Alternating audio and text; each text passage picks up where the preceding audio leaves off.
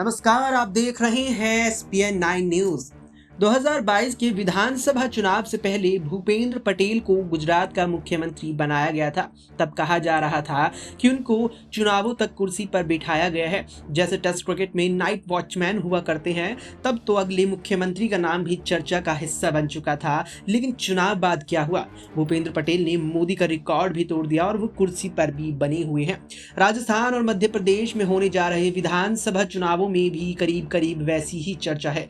राजस्थान में वसुंधरा राजे को लेकर और मध्य प्रदेश में शिवराज सिंह चौहान को लेकर चर्चा ये है कि बीजेपी नेतृत्व दोनों ही नेताओं को हाशिए पर भेज चुका है और चुनाव बाद दोनों ही किनारे लगा दिए जाएंगे। लेकिन क्या वाकई वसुंधरा राजे और शिवराज सिंह के साथ वैसा ही होगा जैसे कयास लगाए जा रहे हैं?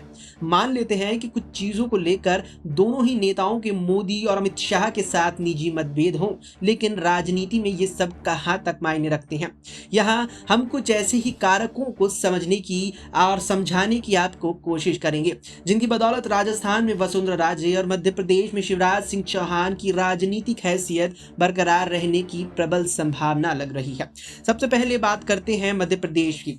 मध्य प्रदेश में शिवराज सिंह चौहान को बुधनी विधानसभा सीट से उम्मीदवार बनाया गया है, लेकिन वसुंधरा राजे को लेकर राजस्थान में सस्पेंस बना हुआ है। ये सस्पेंस उनके समर्थकों के टिकट काट दिए जाने से और बढ़ गया है। वसुंधरा राजे के समांतर दिया कुमारी को राजस्थान में मैदान में उतार दिया गया है। खास बात यह है कि दिया कुमारी को टिकट भी वसुंधरा राजे समर्थक विधायक की सीट से दिया गया है।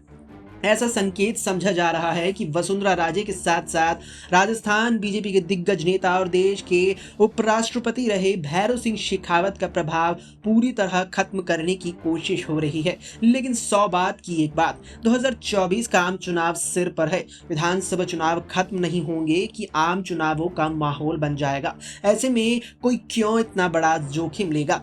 ये भी नहीं भूलना चाहिए कि भले ही वसुंधरा राजे 2018 में विधानसभा चुनाव हार गई, लेकिन 2019 में भी 2014 की ही तरह राजस्थान की सभी 25 लोकसभा सीटें एनडीए की झोली में रही। ये ठीक बात है कि क्रेडिट मोदी लहर को मिला, लेकिन क्या वसुंधरा राजे का कोई योगदान नहीं रहा? मध्य प्रदेश में भी 2018 का चुनाव हार जाने के बावजूद बीजेपी को 29 में से 28 लोकसभा सीटों पर पुरजोर जीत मिली थी। क्या ये नतीजे लाने में शिवराज सिंह चौहान का कोई योगदान नहीं रहा?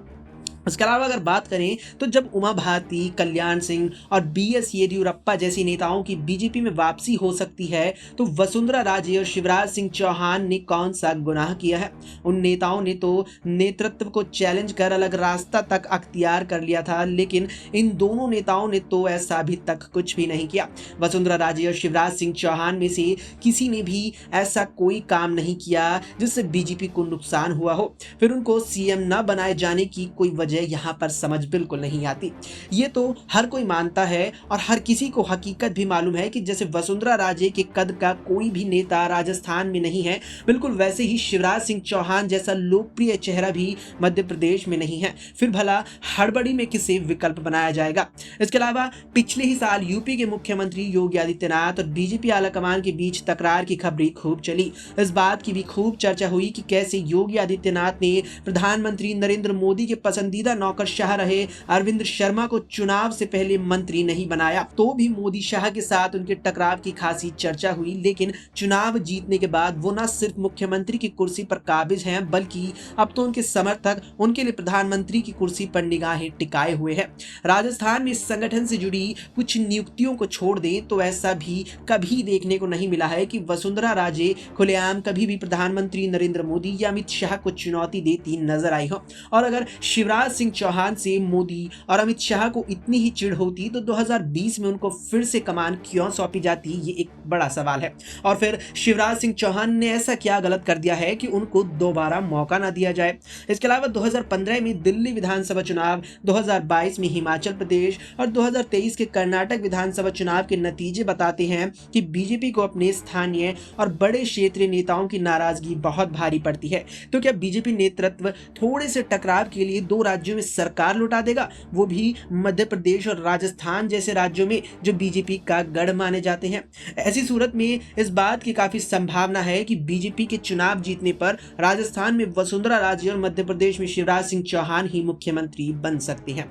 इस पर आपकी क्या राय है, ये हमें जल्द से कमेंट करके बताएं। फिलहाल के लिए इस वीडियो में इतना ही। आप देखते रहिए SPN9 न्यूज।